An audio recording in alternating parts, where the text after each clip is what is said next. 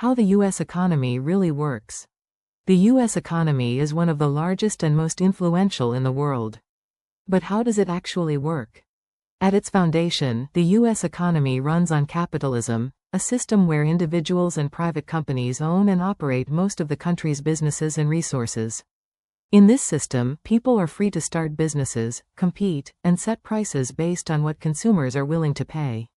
This is known as a market economy.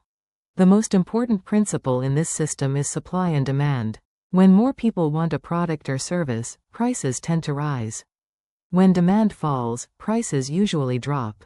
This basic mechanism helps decide what gets produced, how much it costs, and who gets access to it.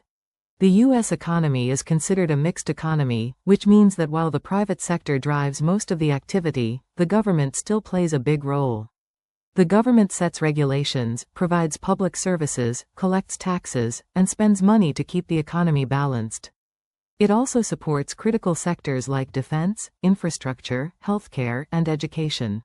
One of the most powerful institutions in the U.S. economy is the Federal Reserve, or the Fed. Its main job is to manage inflation and keep the economy stable. It does this by adjusting interest rates and controlling how much money is in circulation. When inflation is too high, the Fed may raise rates to slow things down. When growth is too slow, it might lower rates to encourage borrowing and spending. A key way to measure the health of the U.S. economy is through GDP, or gross domestic product. This tells us the total value of all goods and services produced in a year. When GDP is growing, the economy is doing well. When it declines for 2 quarters in a row, it's often a sign of a recession.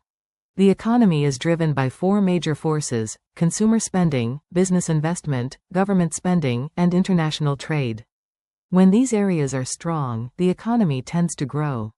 In the end, the U.S. economy is like a living system, shaped by millions of individual decisions, guided by government policy, and constantly adapting to new challenges and innovations.